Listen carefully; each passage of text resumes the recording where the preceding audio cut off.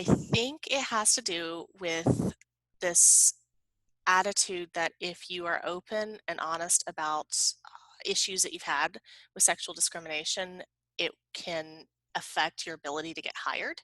It can affect your career. I experienced this myself when I went to business school, and I relayed this story to my career advisor in business school. When I was in corporate America, my third year in corporate America, I was working again as a graphic designer, and I had to file a sexual harassment case against, it was internal, it wasn't legal or anything, but it was internal against the HR director of the company. Today, I'm talking to Becky Kilimnik from the Concept Spot. Hi there. Give us a couple sentences about what the Concept Spot is. Sure. So the Concept Spot is a graphic design and web design studio that's been in operation in this current phase since 2017, but it was originally started in 2006. And the focus, I say we, but it's really just me, is threefold. I sort of work at that intersection of very technical content creation and design. So I do web coding and design. I do pitch presentations for tech startups that are trying to get money from VCs and angel investors and that kind of thing. So I do the visual storytelling as well as the actual design of those PowerPoints. And I also do a lot of technical illustration for any, interactive maps, patents, whatever you need a technical illustration for. So it's that weird kind of marrying of very, very technical engineering stuff with that artistic side of things. Okay, great. So, how did you get into this industry? I wanted to be an artist when I was growing up, and my parents said absolutely not.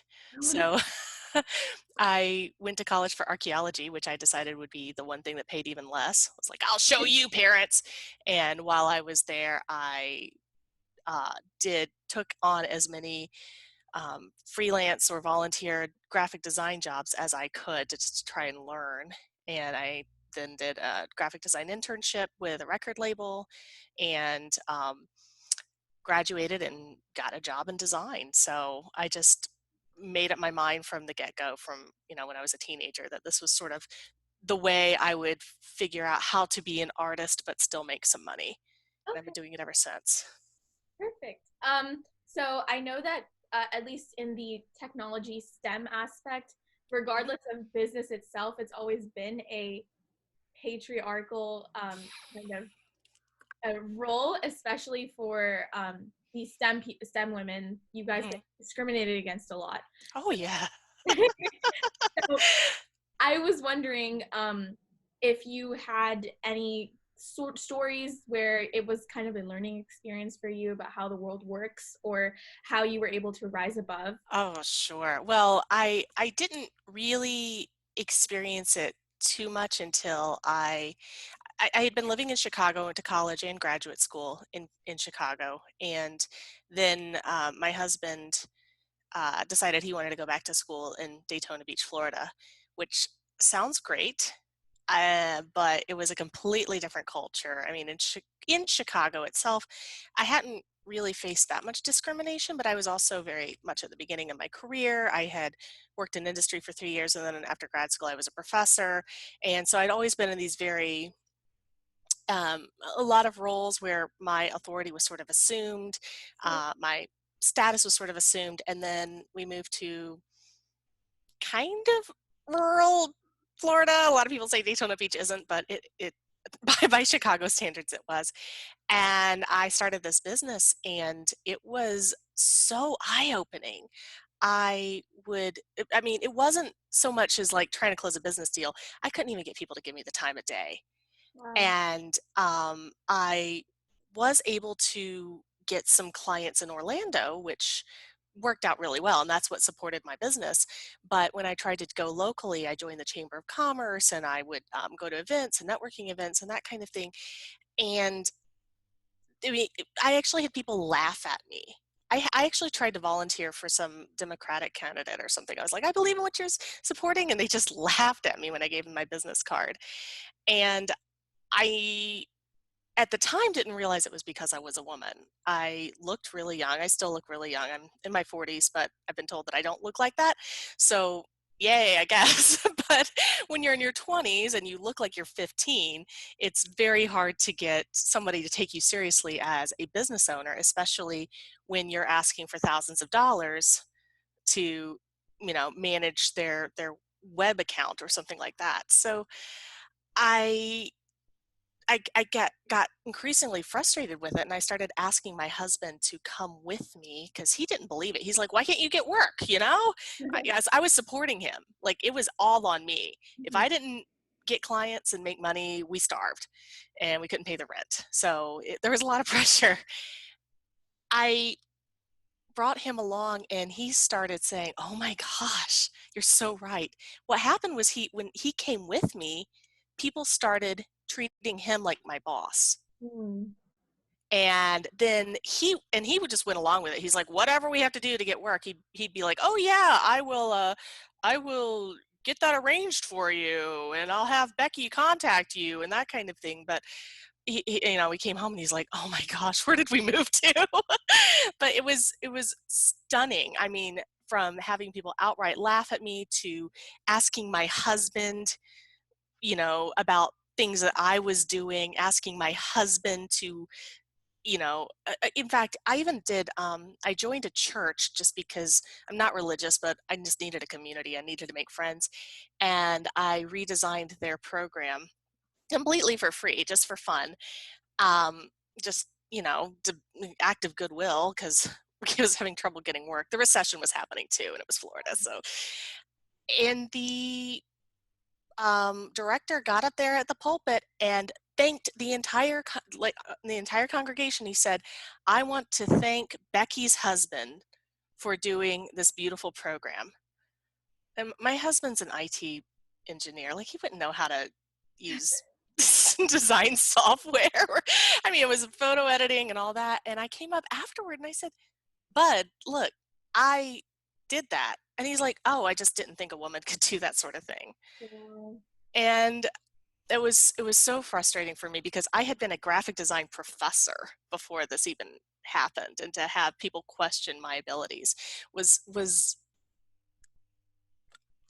I, I I'm glad it's far enough in the past. I'm not bitter about it anymore. It's kind of like, okay, that was a learning experience, and I have learned how to overcome that emotionally and how to basically make sure that I'm dealing with people that that's not an issue. That's kind of how I've had to deal with it. At the time, the way I decided to deal with it was I'm just not going to work with anybody local anymore. I'm only going to take on clients in New York and Chicago, Mhm. like, and because mm, they were just a lot more, I don't know, progressive there. So, and I knew plenty of people in both of those cities that I could network with. So it just made sense to kind of stick to those two cities. And that's kind of how I dealt with it. So would you say that as time passed, they've become more progressive, at least accepting of women in the STEM field? Um, I don't think so. Mm. It's it's very well, it's hard to say. Like I said, I've become very, very selective over who I will work with as a result, but I still do get pushback from time to time, and there's that part of me that's like, is it because I'm a woman? Yeah. So it's definitely, I did enter back into the workforce for a period of time, and the pay discrimination was obscene. Mhm. I was basically having to clean up after somebody who was making 6 times what I was making. Wow. That's So, that's insane. yes. So I know that you did mention how graphic design and art was really your passion. Hmm. So how did you make that passion into a business? Because I know that a lot of people go into a business not expecting to do a lot of things that they end up having to do. So Hmm. do you have any of those events where you were like, I can't believe I have to do this when I really just want to follow my passion? Um, it's so funny because I actually discovered there are a lot of things I didn't realize I was going to like before I started doing it. I love closing deals. I love negotiating contracts. Um, I mean, to me, that's almost more exciting. And then it's like, oh crap, now I have to do the work. I didn't expect to do that. I didn't expect to love it as much as I do. It's not selling per se. It's just like that sort of like final aspect of it where it's like, oh yeah, you want me, you're going to sign on the dotted line. Yay. So I love that aspect of it. I hate the bookkeeping aspect of it. I hate the taxes. Um, but I've actually talked to so many people who wanted to start their own business and they were terrified to do it because of those things. And what I always say is, yeah, it's not great, but it's completely manageable and you just come up with a system that works for you and then it's not a big deal at all. And that should not hold you back. You say to the woman you were in 2006, any advice that you've gained across your years of experience that if you could go back, you would tell her? Well, I would first say, don't do anything for free. Absolutely value yourself, value what you do, value your expertise, and everybody around you is going to try to convince you that you're not worth it. And I think that happens more to women than anything else. Everybody around you is going to try to convince you that you can't be an entrepreneur, that you can't do this work, even though you know you can because you have all this experience and all these degrees in it. So I would just say, don't listen to that, and um, just continue to value yourself and put your own faith in yourself as much as possible. Don't let anybody drag you down. And I think that's been the hardest lesson for me to learn. And it's taken me, I mean, I quit and started again several times. And I think it's because I kept letting those people tell me. And I got so sick of trying to fight against that and so sick of trying to prove myself. Mm-hmm. And when I finally said, you know what, if somebody doesn't think that I'm worth it, I just don't even want to deal with them. And yeah, and I mean, if somebody comes back and tries to undercut my price, I don't even respond to them, which is not very professional, but I'm kind of at that point where I'm like, yeah, you don't want to deal with me. I gave you my price. I'm not negotiating. I'm worth it.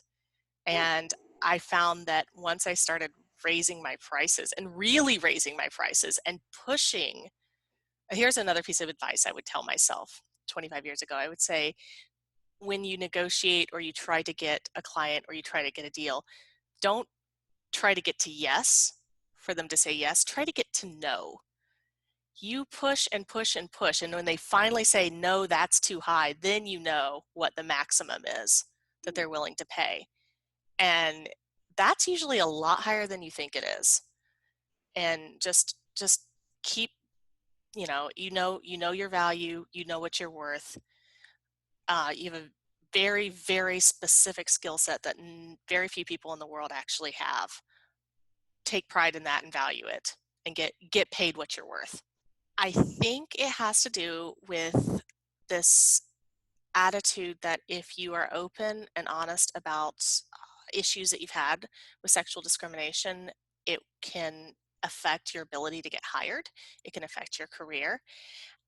I experienced this myself when I went to business school, and I relayed this story to my career advisor in business school. When I was in corporate America, my third year in corporate America, I was working again as a graphic designer, and I had to file a sexual harassment case against, it was internal, it wasn't legal or anything, but it was internal, against the HR director of the company. I think it has to do with this attitude that if you are open and honest about issues that you've had with sexual discrimination, it can affect your ability to get hired. It can affect your career. I experienced this myself when I went to business school, and I relayed the story to my career advisor in business school. When I was in corporate America, my third year in corporate America, I was working again as a graphic designer, and I had to file a sexual harassment case against, it was internal, it wasn't legal or anything, but it was internal against the HR director of the company. And it was a very frustrating experience for me. I was 23 years old. I was concerned that if I didn't take action and nip this in the bud, then it could destroy my career, because this guy could have just shoved me down and put anything on my record. He was a very well respected HR person and basically in charge of uh, my raises and my career if I were to stay at that company. And I relayed the story to my career advisor in business school, and she told me to promise her I would never tell a soul about it because it would destroy my career. And that in itself was shocking to me, because it just never occurred to me that, that would be an issue. I just thought it was an interesting story about my past. But she said, no, women who admit to, filing any sort of charges or having to go to HR and creating a stink like that are seen as troublemakers and whistleblowers, and companies don't want to deal with that. It's messy. They would just rather not even have you there. So if you let out that happened to you, you'll never get another job anywhere. So clearly, I don't care. And also, she did relay this to me. It was about a decade ago when I was in business school. So I don't know if the climate has changed, Mhm. but I know that, I think it's sort of come out that almost every woman has experienced something like that. I know you offered a lot of different advice, but for my last question, I wanted to know if you had any general advice for the future female business owners that are listening to this. Well, that's a big one, don't, be sure not know your value, but trust in your value, I guess. And don't let anybody tell you that it's not that. And I mean, that does take time. When you are first starting out, if you don't have any experience, you probably just can't walk into a boardroom and say, I want $100,000 for a website. You do have to know the industry to an extent to know what that value is. But once you know what it is, don't let anyone undercut you just because you're a woman. Don't let anybody convince you that you're not worth it. The other piece of advice I would give is, um, don't be afraid if you're a mom. Mhm. I see this is so rampant and it drives me crazy. If you're a mother and you're trying to run a business, you need to think about that business as a job. Don't think that it's something that you have to find, it's a luxury and you have to find time for it in between babies napping or kids being at school or something like that. Treat it like you would a regular job, and then do what you would need to do, whether it's childcare or getting help around the house, or making sure that your husband comes home at a certain time so you can go to work, those sorts of things. Uh, just treat it like a real job. I think a lot of times women, especially mothers who start their own businesses, get into this sort of, oh, well, the business is, it's just my passion and I'm going to just put it on the back burner. It's not really that important because it's not a real job and my family comes first. And yes, your family is very important, but if you really want that business to grow, you need to treat it like a job and do everything that you would do for a corporate job to make it work, to be successful. And then you do that and you're going to make so much more money than you would have ever made if you had just, gone and gotten that regular job. But you have to treat it like that. And you have to, again, it's about having faith in yourself and trust in yourself and trust in your abilities. Okay, thank you for that amazing advice. Thank you for being on this. I love Sure. your stories of discrimination that's very hard to come by. Oh, really? Well, to come by for people to, like, you know, admit to and amplify it so other people can learn from your experiences. I think that's really, really brave of you to say. Thank you so much for sharing it with us.